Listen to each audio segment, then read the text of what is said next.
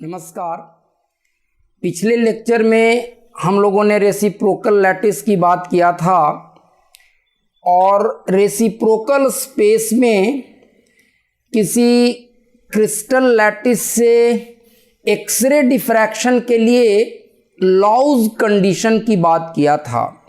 और आपको याद होगा मैंने ये बताया था कि अगर इंसिडेंट वेव वेक्टर और स्कैटर्ड वेव वेक्टर का जो डिफरेंस होता है, जिसको स्कैटरिंग वेव वेक्टर कहते हैं, कैपिटल के से डिनोट कर रहे थे, वो अगर रेसिप्रोकल स्पेस में reciprocal lattice vector capital G के बराबर होगा, तभी किसी क्रिस्टल लैटिस से एक्सरे के डिफ्रैक्शन के बाद किसी पॉइंट पर हमें फाइनाइट इंटेंसिटी मिलेगी, आईबी नॉन ज़ीरो होगा। और अगर ये दोनों इक्वल नहीं हैं, then IB will be zero. Intensity due to x-ray diffraction at a point is zero, और इसको हमने लॉज कंडीशन कहा था। मैं फिर एक बार समराइज कर दूं कि किसी भी क्रिस्टल स्ट्रक्चर के लिए हम लोग दो तरह के लैटिस की बात करते हैं। For any crystal structure, for any crystal structure, two types of lattices, two types of lattices are defined। एक को कहते हैं क्रिस्टल लैटिस। क्रिस्टल लैटिस मतलब जो रियल स्पेस में लैटिस हम लोग डिफाइन करते हैं वो, that is a lattice in real space that can be generated, इसकी बात हम लोग करते रहे हैं, that can be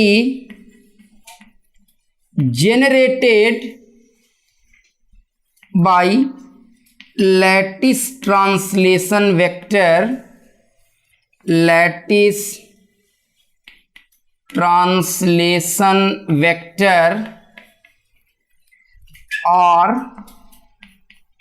is equal to n1 a1 plus n2 a2 plus n3 a3, where vector R is defined in real space। और जो दूसरा लैटिस हम लोग डिफाइन कर सकते हैं उसी क्रिस्टल स्ट्रक्चर के लिए, जो कि एक अनदर सेट ऑफ पॉइंट्स होगा रेसिप्रोकल स्पेस में, और वो कहलाता है reciprocal lattice defined in reciprocal space, defined in reciprocal space means what? Where distances are measured as inverse of length. Defined in reciprocal space and can be generated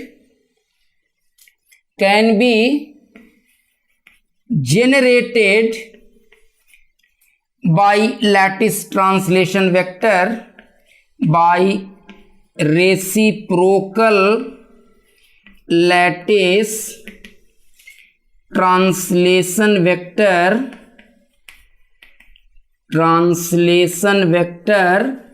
capital G is equal to hg1 plus kg2 plus lg3, where capital G vector is defined in reciprocal space। ये हम लोग अभी तक के discussion में दो तरह के लैटिसेस की बात करते रहे हैं। रियल स्पेस में जो लैटिस डिफाइंड है, जो कि वेक्टर आर से जनरेट हो सकता है, उसको यूजुअली क्रिस्टल लैटिस बोलते हैं।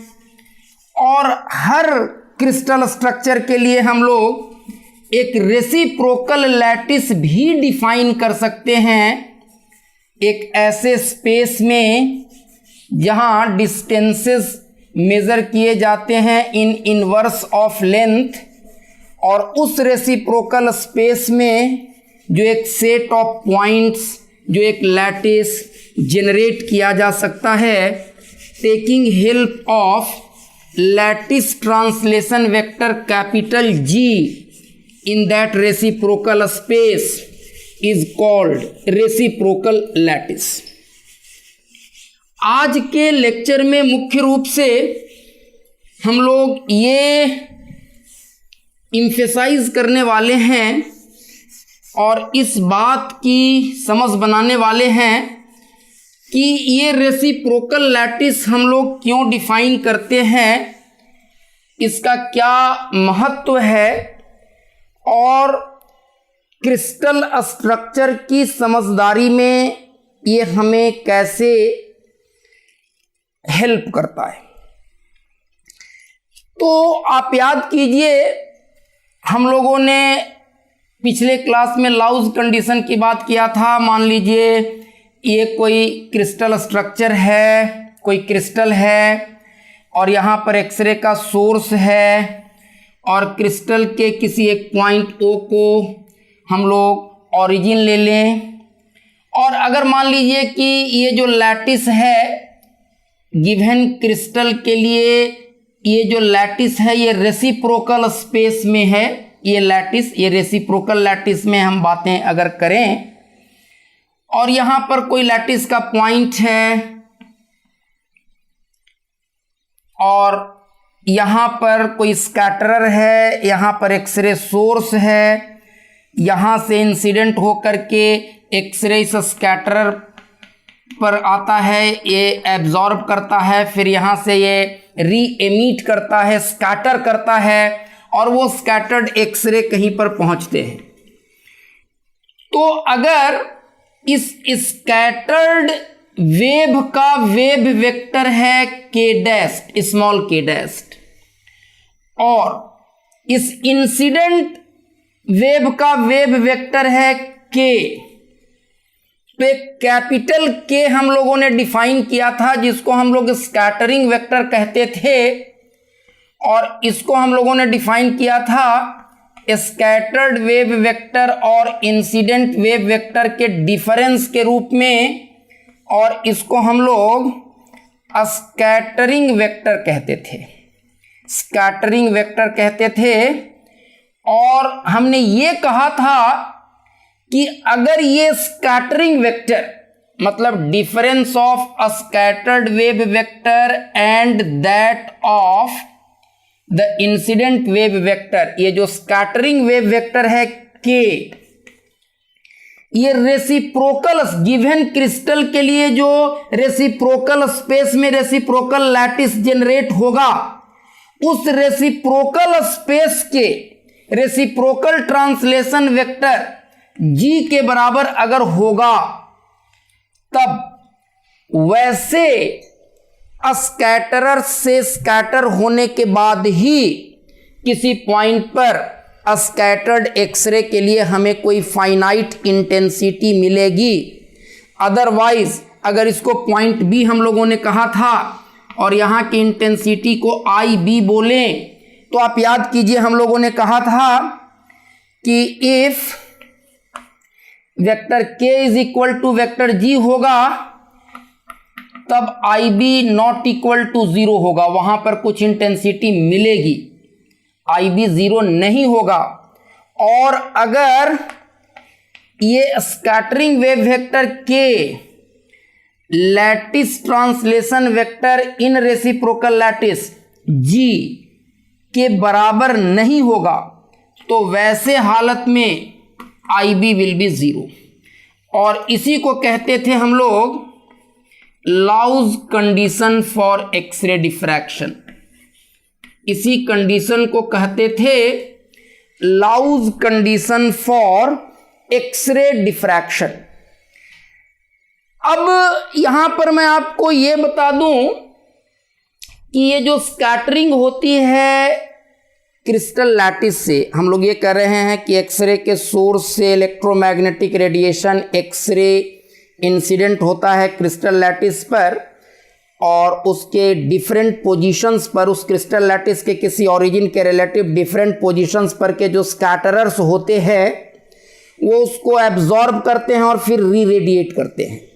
But this scattering is elastic scattering, और इलास्टिक स्कैटरिंग होने की वजह से इंसिडेंट वेव का वेवलेंथ और स्कैटर्ड वेव का वेवलेंथ ये दोनों बराबर होगा, और वेव वेक्टर होता है 2 पाई divided by wavelength.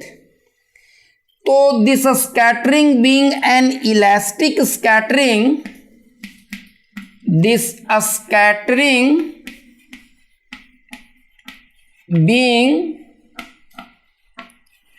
an elastic scattering, इस स्कैटरिंग के इलास्टिक स्कैटरिंग होने की वजह से क्या होगा, जो स्कैटर्ड वेव वेक्टर का मैग्नीट्यूड होगा और जो इंसिडेंट वेव वेक्टर का मैग्नीट्यूड होगा, दोनों के मैग्नीट्यूड्स बराबर होंगे बिकॉज दोनों के वेवलेंथ्स इक्वल होंगे। और स्कैटरिंग वेव वेक्टर का मैग्नीट्यूड होगा 2 पाई डिवाइडेड बाई स्कैटर्ड वेव का वेवलेंथ, और इंसिडेंट वेव वेक्टर का मैग्नीट्यूड होगा 2 पाई डिवाइडेड बाई इंसिडेंट वेव का वेवलेंथ। और स्कैटरिंग इलास्टिक है तो इंसिडेंट वेव का वेवलेंथ और स्कैटर्ड वेव का वेवलेंथ दोनों इक्वल होगा, तो स्कैटरिंग वेव वेक्टर और इंसिडेंट वेव वेक्टर दोनों के मैग्नीट्यूड्स बराबर होंगे। हाँ, उनके डायरेक्शन चूंकि वेक्टर है तो दोनों वेक्टर्स इक्वल नहीं हो सकता है, उनके डायरेक्शंस अलग अलग होंगे। इंसिडेंट वेव वेक्टर इधर डायरेक्टेड है, स्कैटरिंग वेव वेक्टर इधर डायरेक्टेड है। So due to scattering, their directions will change. The directions of wave vectors will change. The direction of a scattering wave vector and that of the incident wave vector may not be equal, but the magnitudes will be equal. और laws condition कहता है कि यहां पर non zero intensity तभी मिलेगी जब इन दोनों वेक्टर का डिफरेंस, इन दोनों वेक्टर्स का डिफरेंस के डस्ट माइनस के, जो कि स्कैटरिंग वेव वेक्टर है, वो रेसिप्रोकल स्पेस के लैटिस ट्रांसलेशन वेक्टर के बराबर हो जाए, and this is called Laue condition. अब जरा देखिए रेसिप्रोकल स्पेस में बातों को समझने के क्या फायदे हैं। तो सबसे पहली बात तो आप ये देखें कि ये जो इंसिडेंट वेव वेक्टर हो, चाहे स्कैटरिंग वेव वेक्टर हो, चाहे स्कैटर्ड वेव वेक्टर हो, ये डिफाइंड होते हैं 2 पाई बाई लैम्डा के रूप में, और lambda is measured in units of length. तो ये जो वेव वेक्टर्स हैं, incident wave vector, scattered wave vector या scattering vector, they are measured in inverse of length, और रेसिप्रोकल स्पेस में डिस्टेंसेस इनवर्स ऑफ लेंथ में ही मेजर होते हैं। इसका मतलब है कि इन वेव वेक्टर्स को हम रेसिप्रोकल स्पेस में ड्रॉ कर सकते हैं, इमेजिन कर सकते हैं, जियोमेट्रिकली कंसीव कर सकते हैं। These wave vectors can be geometrically conceived, geometrically drawn in reciprocal space. और एवोल्ड ने एक बहुत अच्छा कॉन्सेप्ट प्रपोज किया जो एवोल्ड कंस्ट्रक्शन या एवोल्ड स्फेयर के नाम से जाना जाता है। जैसे मान लीजिए कि किसी क्रिस्टल स्ट्रक्चर के लिए हम लोग एक रेसिप्रोकल लैटिस जनरेट करते हैं with the help of vector ji. Her crystal structure के लिए दो तरह का सेट ऑफ पॉइंट्स जनरेट किया जा सकता है, दो तरह के लैटिस जनरेट किए जा सकते हैं। एक रियल स्पेस में जिसको क्रिस्टल लैटिस या रियल लैटिस बोलते हैं या लैटिस इन रियल स्पेस बोलते हैं, और एक रेसिप्रोकल लैटिस जहाँ के डिस्टेंसेस इनवर्स ऑफ लेंथ में मेज़र किए जाते हैं।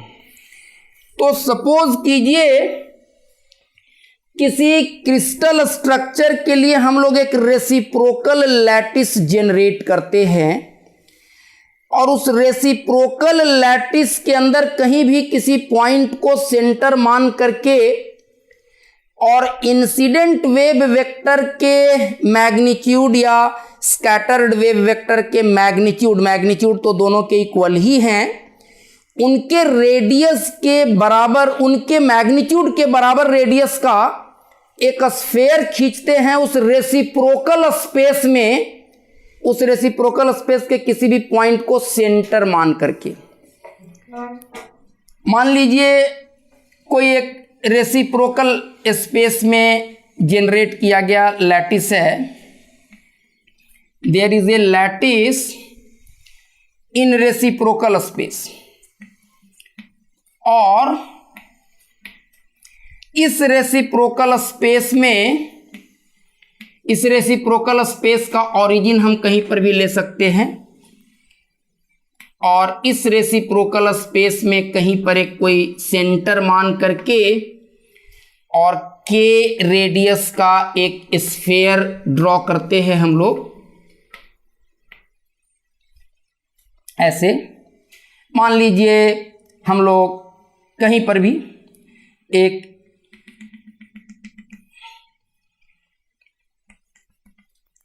स्फेयर ऐसे ड्रॉ करते हैं के रेडियस का, और कहीं पर भी एक हम लोग ओरिजिन ले लेते हैं इस,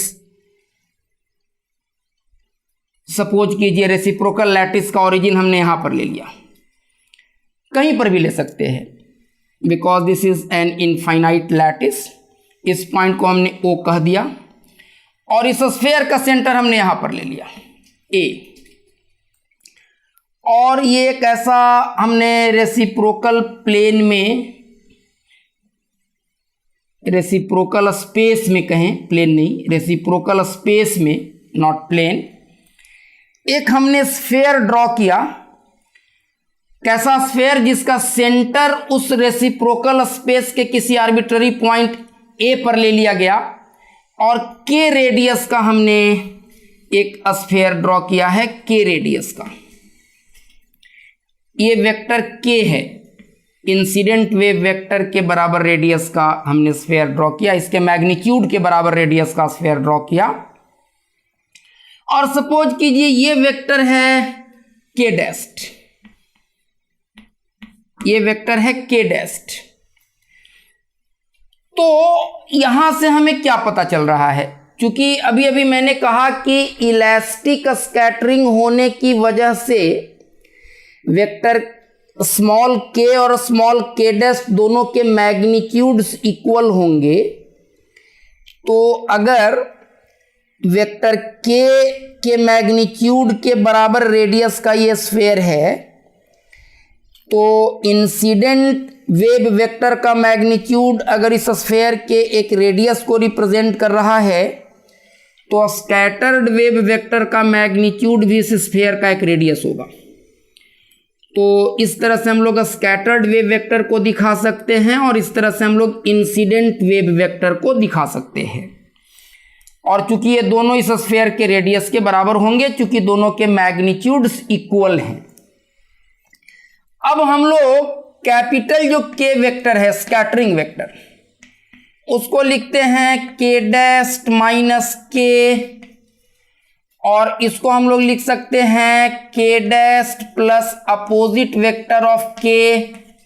और आप देखिए तो अगर K वेक्टर इधर डायरेक्टेड है तो इसका अपोजिट वेक्टर इधर डायरेक्टेड होगा, माइनस K इधर डायरेक्टेड होगा। और k डैस्ट में माइनस k को ऐड करना है वेक्टोरियली, तो k डैस्ट ये है और माइनस k ये है, तो माइनस k के हेड पर k डैस्ट का टेल है, तो इन दोनों का रिजल्टेंट मतलब k dashed plus vector minus k, ये जो चीज होगा, जो स्कैटरिंग वेक्टर होगा, इन दोनों का जो रिजल्टेंट होगा वो ऐसा हो जाएगा, यहां से यहां तक लिया गया वेक्टर हो जाएगा, यहां से यहां तक लिया गया वेक्टर हो जाएगा, ये हो जाएगा कैपिटल K वेक्टर। और अब लॉज कंडीशन क्या कहता है, what does Laue's condition state, ये हमें देखना है। तो लॉज कंडीशन कहता है कि जो हमारा क्रिस्टल है उस पर अगर एक्सरेज इंसिडेंट हो रहे हैं तो उस क्रिस्टल से उन एक्सरेज के डिफ्रैक्शन की वजह से किसी पॉइंट पर non zero intensity diffraction pattern का हमें तभी मिलेगा जब capital K vector G vector के बराबर होगा। और कैपिटल K वेक्टर ये है, कैपिटल K वेक्टर ये है, और इसको G वेक्टर के बराबर होना है, कैपिटल G वेक्टर के बराबर होना है। Capital G vector reciprocal space में लिया गया लैटिस ट्रांसलेशन वेक्टर है, मतलब कैपिटल G वेक्टर के थ्रू लैटिस के दो पॉइंट्स कनेक्टेड हैं। हम लोग कैपिटल G वेक्टर से अगर ट्रांसलेशन करें तो through the repeated translation of that capital G vector the entire reciprocal lattice can be generated. तो अगर यहां पर लैटिस का कोई एक पॉइंट है और ये कैपिटल G वेक्टर के बराबर होना है, तो यहां भी लैटिस का एक पॉइंट होगा, मतलब इस स्फेयर के इन दोनों पॉइंट से जो एक्सरेज स्कैटर करेंगे, किस तरह के दो पॉइंट से, जो कैपिटल G से सेपरेटेड हैं और वो कैपिटल G K के बराबर है, इन दोनों स्कैटरर से स्कैटर करके जो एक्सरे कहीं पर पहुंचेगा वो आपस में इंटरफेयर करके उस पॉइंट पर एक नॉन जीरो इंटेंसिटी दे पाएगा।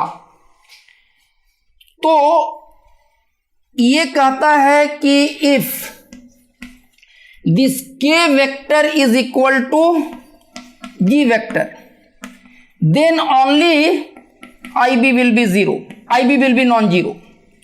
मतलब ये एवॉल्ड ने एक ज्योमेट्रिकल कंस्ट्रक्शन सजेस्ट किया, जिस ज्योमेट्रिकल कंस्ट्रक्शन के थ्रू हम कंसीव कर सकते हैं ऐसे पॉइंट्स को उस रेसिप्रोकल लैटिस के अंदर जिन पॉइंट्स से स्कैटर होने वाले एक्सरेज किसी पॉइंट पर नॉन जीरो इंटेंसिटी प्रोड्यूस करेंगे आफ्टर इंटरफेरेंस। अब कहिएगा इसका इंपॉर्टेंस क्या है, सिग्निफिकेंस क्या है, what important information does it give us. ठीक है, अगर K वेक्टर G वेक्टर के बराबर होगा तो हमें नॉन जीरो इंटेंसिटी मिलेगी। तो अब इसमें क्या है कि एक्चुअली अगर यहां से यहां हम गए तो लैटिस के रेसिप्रोकल लैटिस के दो पॉइंट्स कनेक्ट हो गए, और ऐसे ऐसे अगर और फिर G से आगे बढ़ेंगे तो कोई और पॉइंट होगा, इधर भी होगा, और उसी तरह से अगर यहाँ से G हम लोग इधर ट्रांसलेट कर जाएं तो कोई पॉइंट मिलेगा उस रेसिप्रोकल लैटिस का। तो इसके थ्रू हमें एक लैटिस प्लेन डिफाइन हो रहा है कि उस लैटिस, उस पार्टिकुलर लैटिस प्लेन पर जो लैटिस के पॉइंट्स लाई कर रहे होंगे, उन लैटिस पॉइंट से स्कैटर करने वाले एक्सरेज ही इंटरफेयर करके किसी पॉइंट पर हमें नॉन जीरो इंटेंसिटी दे रहे हैं। So this defines a lattice plane in reciprocal space, but this lattice plane is defined in reciprocal space. This is G vector. तो एवॉल्व्ड कंस्ट्रक्शन के थ्रू हम रेसिप्रोकल स्पेस में उन प्लेन्स को खोज ले सकते हैं जिन प्लेन्स पर लाई करने वाले लैटिस पॉइंट्स पर जो स्कैटरर्स हैं, जो बेसिस अटैच्ड है, वहां से स्कैटर करने वाले एक्सरेज ही हमें नॉन जीरो इंटेंसिटी किसी पॉइंट पर दे रहे हैं। कहने का मतलब, अगर ये एक्सरे का सोर्स है और यहां से चल करके एक्सरे किसी क्रिस्टल पर इंसिडेंट होता है, किसी क्रिस्टल पर इंसिडेंट होता है और उन एक्सरेज को यहां से स्कैटर, इस क्रिस्टल से डिफरेंट डायरेक्शंस में एक्सरेज स्कैटर करेंगे, हर डायरेक्शन में स्कैटर करेंगे, और इन एक्सरेज को, इन स्कैटर्ड एक्सरेज को अगर हम कहीं पर किसी स्क्रीन पर कलेक्ट करें तो सर्टेन पॉइंट्स पर हमें हाई इंटेंसिटी मिलेगी और सर्टेन पॉइंट्स पर जीरो इंटेंसिटी मिलेगी। तो ये वो पॉइंट्स हैं जहां हमें non zero intensity scattered x-rays की, डिफ्रैक्टेड एक्सरेज की मिल रही है। वहां तक पहुंचने वाला जो एक्सरे है क्रिस्टल के डिफरेंट पॉइंट्स से स्कैटर करके वो लाउज कंडीशन को सेटिस्फाई कर रहा होगा। तो हम लोग इस लाउज कंडीशन की मदद से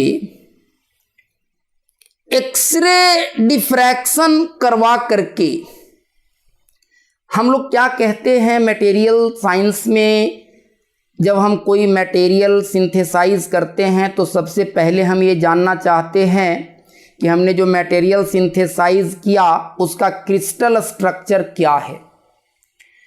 और उसका क्रिस्टल स्ट्रक्चर जानने के लिए हम लोग सबसे पहले एक्सआरडी करते हैं, एक्सरे डिफ्रैक्शन करवाते हैं उस क्रिस्टल से।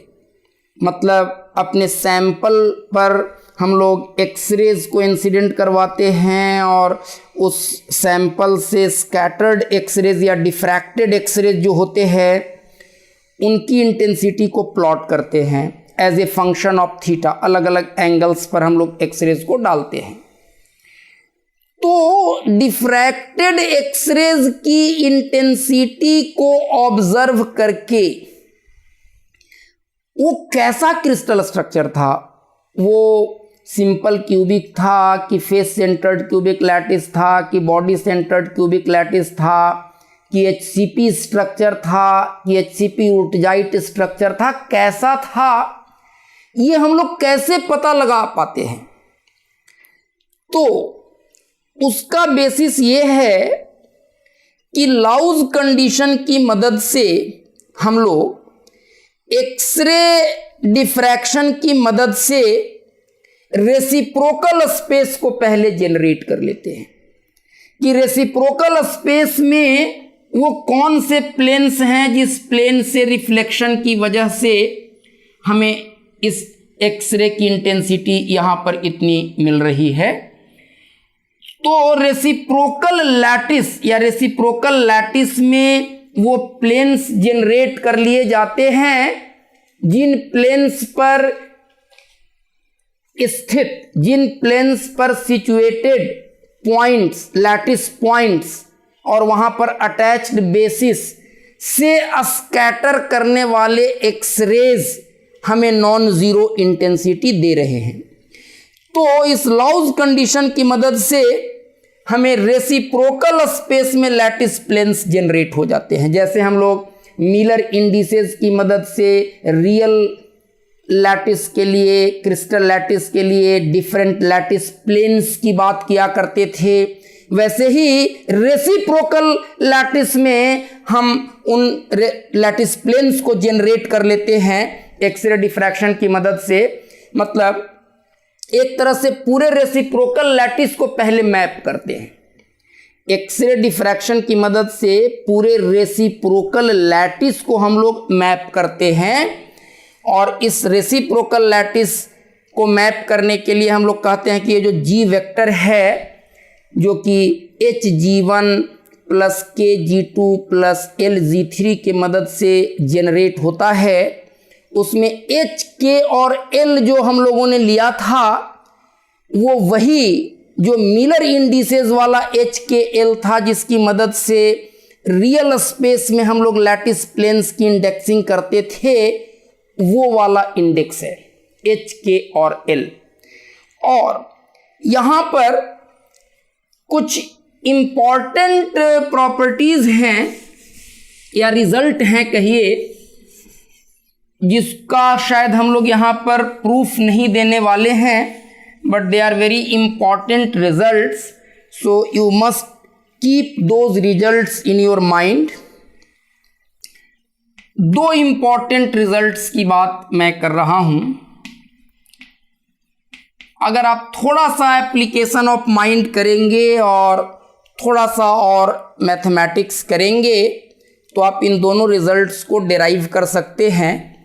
पहला रिजल्ट ये है कि एक बार एक्सरे डिफ्रैक्शन की मदद से जब आपका रेसिप्रोकल लैटिस जेनरेट हो गया, रेसिप्रोकल लैटिस जेनरेट हो गया, रेसिप्रोकल स्पेस में लैटिस प्लेन्स जेनरेट हो गए, तो अब उसकी मदद से रियल स्पेस में वो लैटिस कैसा होगा आप वो जनरेट कर सकते हैं, taking help of this two ideas.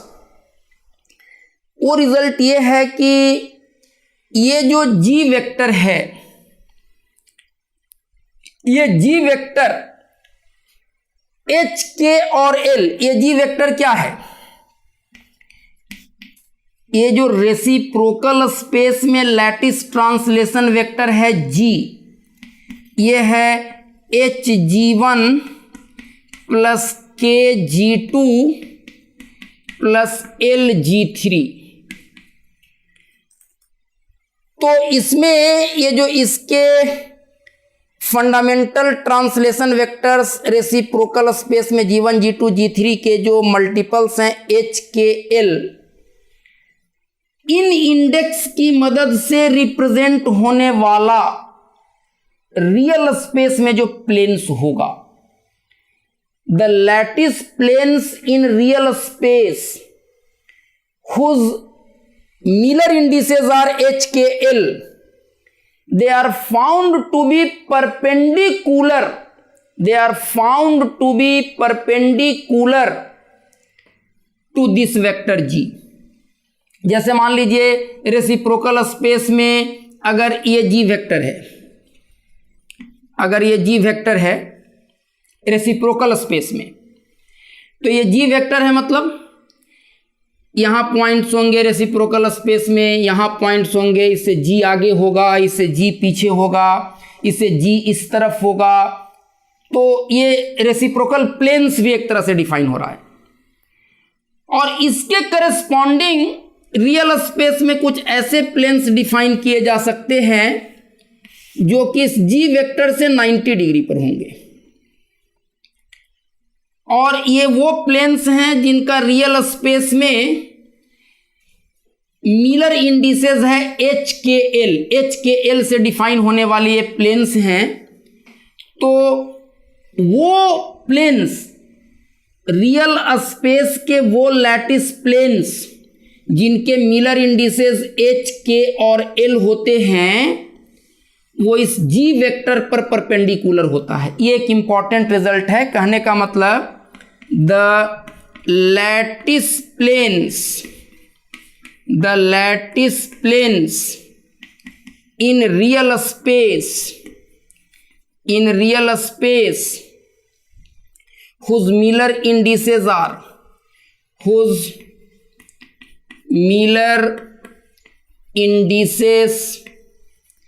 are HKL are perpendicular to vector G is equal to HG1 plus KG2 plus LG3। पहला रिजल्ट ये है। और दूसरा रिजल्ट है कि रियल स्पेस में ये जो दो पैरेलल कंसेक्यूटिव लैटिस प्लेन्स हैं जिन दोनों के Miller indices H K L हैं, इनके बीच का इंटरप्लेनर सेपरेशन, अगर उसको हम लोग डी एच के एल लिखें, डी एच के एल, तो ये कैसे डिफाइंड होता है?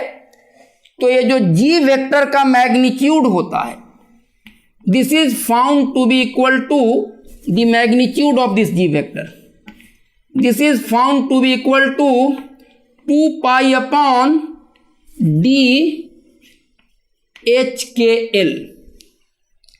रियल स्पेस में जो लैटिस प्लेन्स होंगे जिनके मिलर इंडिसेस एच के और एल होंगे, वैसे दो कंसेक्यूटिव पैरेलल लैटिस प्लेन्स के बीच का इंटरप्लेनर सेपरेशन अगर डी एच के एल है, H K L are the Miller indices of this lattice planes, और इस तरह के दो कंसेक्यूटिव पैरेलल लैटिस प्लेन्स के बीच का इंटरप्लेनर सेपरेशन अगर डी एच के एल है, तो जी वेक्टर का मैग्नीट्यूड होता है 2 पाई divided by D H K L. ये दोनों रिजल्ट्स भी डेराइव करके दिखाए जा सकते हैं, लेकिन इसको हम लोग यहाँ पर एज स्टैंडर्ड रिजल्ट यूज कर रहे हैं, क्योंकि आज के लेक्चर का हमारा जो फोकस है वो ये बताना है कि किस तरह से रेसिप्रोकल, पहले एक्सरे डिफ्रैक्शन से रेसिप्रोकल लैटिस को हम लोग जनरेट करते हैं,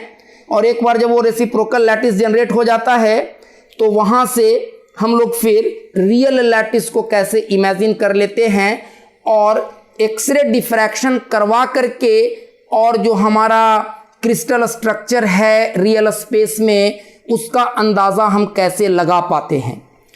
तो उसके लिए this Ewald construction is very useful idea. अब जरा देखिए what does this Laue condition state. ये जो लॉज कंडीशन है ये कहता है कि जब k इज इक्वल टू जी होगा तभी हमें नॉन जीरो इंटेंसिटी मिलेगी, तभी हमें नॉन जीरो इंटेंसिटी मिलेगी। और ये जो k वेक्टर है, k वेक्टर, इसको g वेक्टर के बराबर होना है। But what this k vector is, what this k vector is? This k vector is resultant of k dashed and minus k. This is resultant of k dashed and minus k. अब जैसे मान लीजिए ऐसा है k dashed और ऐसा है minus के, तो के डैश के हेड पर माइनस के का टेल है, तो इन दोनों का रिजल्टेंट वेक्टर जी हो जाएगा। के डैश प्लस माइनस के विल बी, के डैश प्लस माइनस के विल बी कैपिटल के, एंड कैपिटल के शुड बी इक्वल टू जी। सो इसको कैपिटल के कहिए या जी कहिए। तो एक तरह से हम क्या कह सकते हैं, इसके इक्वल और पैरेलल आप यहां ड्रॉ कर लीजिए, तो आप ऐसा बोल सकते हैं कि ये, सॉरी, इसके इक्वल और पैरेलल, पैरेललोग्राम बना देते हैं, इसके इक्वल और पैरेलल यहां ड्रॉ कर लेते हैं, और इसके इक्वल और पैरेलल यहां ड्रॉ कर लेते हैं पैरेललोग्राम से। तो ये वेक्टर जो है आपका माइनस के डैश है, माइनस के डैश। तो अगर इस तरफ अगर इसको ले लें तो ये हो जाएगा के। अब ये है के और ये है के डैश, और ये है रियल स्पेस का लैटिस प्लेन, ये है रियल स्पेस का लैटिस प्लेन, ये है रियल स्पेस का लैटिस प्लेन। तो एक तरह से आप ये कह सकते हैं कि ये जो एक्सरे इंसिडेंट एक्सरे का वेव वेक्टर है वो रियल स्पेस के इस लैटिस प्लेन पर इस प्लेन से थीटा एंगल पर मान लीजिए इंसिडेंट हुआ, ये रियल स्पेस का लैटिस प्लेन है और ये इंसिडेंट वेव वेक्टर है, तो ये एक्सरे इंसिडेंट हो रहा है रियल स्पेस के लैटिस प्लेन से थीटा एंगल पर। तो और ये वाला जो वेक्टर है वो रियल स्पेस के लैटिस प्लेन्स से 90 डिग्री पर है, तो ये हो जाएगा 90 माइनस थीटा और ये हो जाएगा 90 माइनस थीटा। क्योंकि ये दोनों इक्वल मैग्नीट्यूड के हैं तो रिजल्टेंट वेक्टर जो होगा वो ठीक बीचों बीच से गुजरेगा और ये दोनों एंगल्स इक्वल होंगे। तो ये एक तरह से आप कह सकते हैं कि ये जो एक्सरे है वो ऐसे रिफ्लेक्ट हो गया इस वाले लैटिस प्लेन से, इस वाले रियल लैटिस प्लेन से, और ये जो रिजल्टेंट है वो इन दोनों का रिजल्टेंट है। तो अब दो वेक्टर जिन दोनों के मैग्नीट्यूड्स इक्वल हैं और उनके बीच का एंगल पता है, तो उसके रिजल्टेंट वेक्टर का मैग्नीट्यूड मतलब कैपिटल के वेक्टर का मैग्नीट्यूड या जी वेक्टर के मैग्नीट्यूड को हम लोग क्या लिख सकते हैं, अंडर रूट फर्स्ट वेक्टर के मैग्नीट्यूड का स्क्वायर प्लस सेकेंड वेक्टर के मैग्नीट्यूड का स्क्वायर। मैग्नीट्यूड के डैश और के दोनों का इक्वल है because it is elastic scattering, शुरू में ही मैंने कहा था, plus 2 into magnitude of first vector into magnitude of second vector into दोनों के बीच के एंगल का cos. Now what will it be, देखिए हमें किसका किसका रिजल्टेंट निकालना है, हमें रिजल्टेंट निकालना है के डैश और माइनस के का।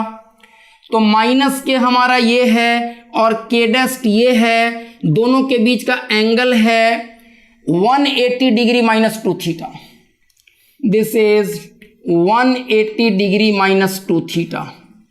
तो ये हो जाएगा under root 2k square 1 plus cos 180 degree minus 2 theta, और ये हो जाएगा under root 2k square 1 plus cos theta होता है 2 कॉस स्क्वेयर थीटा बाई 2, तो 180 डिग्री माइनस 2 थीटा बाई 2 करेंगे तो क्या हो जाएगा 90 डिग्री माइनस थीटा। तो ये हो जाएगा 2k साइन थीटा। तो k वेक्टर का जो मैग्नीट्यूड आया कैपिटल के वेक्टर का या कैपिटल जी वेक्टर का जो मैग्नीट्यूड आया ये आया 2k साइन थीटा, और k is what 2 pi by lambda sine theta, where what is theta, theta is angle that the incident x-ray makes with a lattice plane in real space from which it is getting reflected. Now what Laws condition tell us? अब Laws condition हमें कहता है कि हमें non zero intensity तभी मिलेगी जब k vector का मैग्नीट्यूड और g वेक्टर के मैग्नीट्यूड बराबर होंगे। अब k वेक्टर का मैग्नीट्यूड कितना आ गया 2 into 2 pi by lambda sine theta, and it should be what, it should be magnitude of G vector, and magnitude of G vector is 2 pi upon D H K L. So 2 pi and 2 pi cancels out, and what do we get? 2 times DHKL sin theta is equal to lambda। और आप याद कीजिए आप class 12 में भी इसको Bragg's law के नाम से पढ़ते हैं। This is what we call Bragg's law. तो आप देख सकते हैं सब इंटर रिलेटेड है, दे आर नॉट इंडिपेंडेंट। एक तरह से जो लाउज कंडीशन है वो ब्रैग्स लॉ को स्टेट कर रहा है।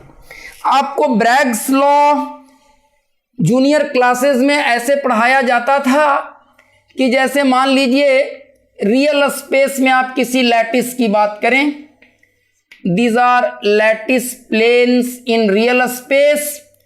तो ए रियल स्पेस का एक लैटिस प्लेन है, ये दूसरा पैरेलल लैटिस प्लेन है उस रियल स्पेस में, और इन दोनों के बीच का सेपरेशन DH/L है। और इस प्लेन से जो एक्सरेज रिफ्लेक्ट हुए और दूसरे पैरेलल बीम ऑफ एक्सरे जो उसके जस्ट नीचे वाले प्लेन से रिफ्लेक्ट हुए, और ये सेपरेशन आपको पता है।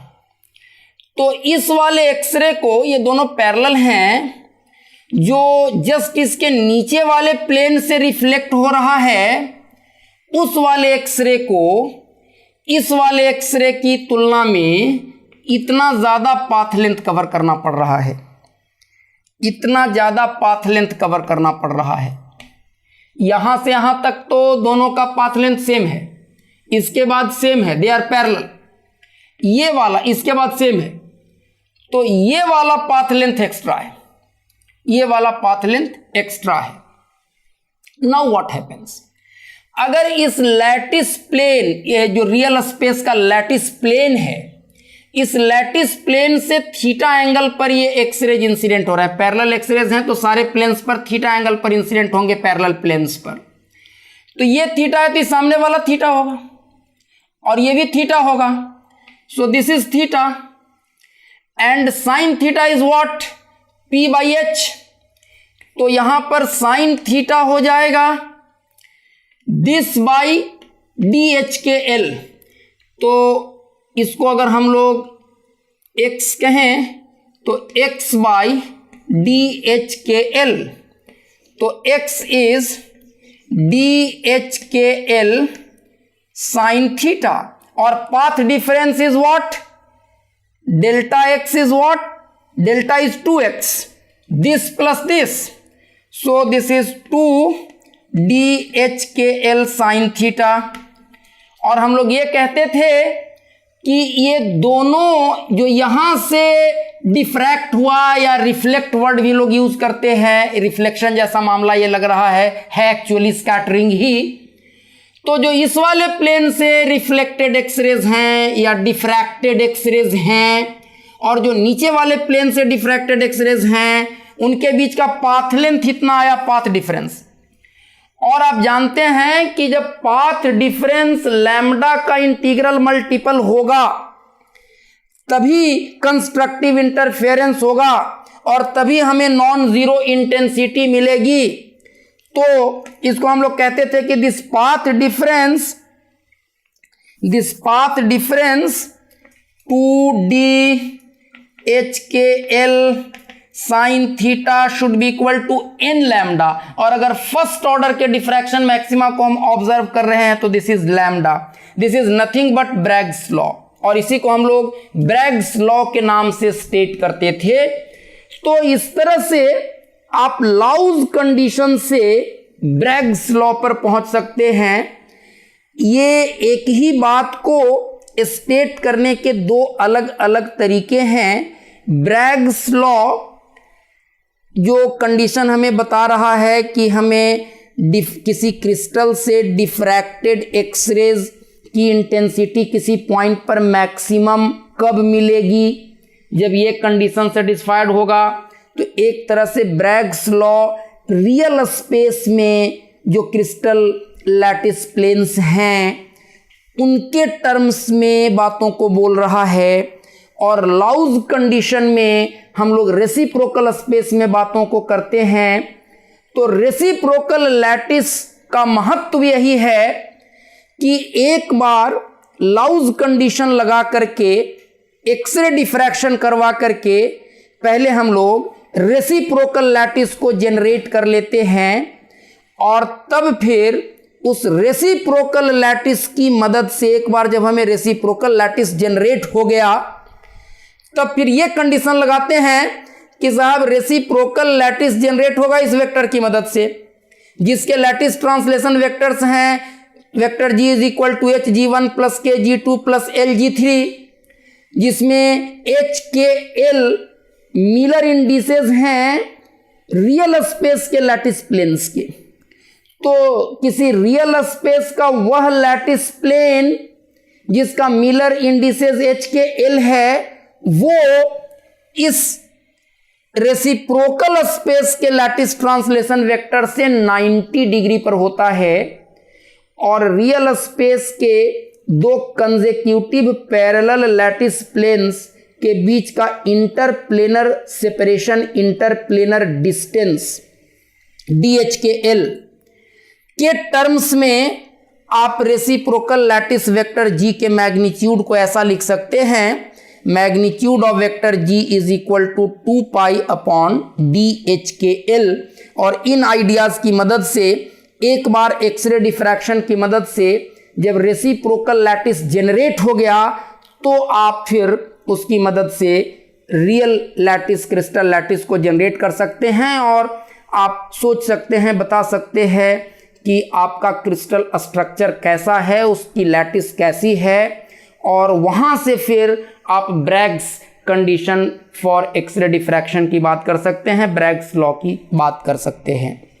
तो आज के क्लास में हम लोग इतनी ही बातें करेंगे, और अगले क्लास में हम लोग ब्रिलियन जोन की बात करेंगे। Thank you very much.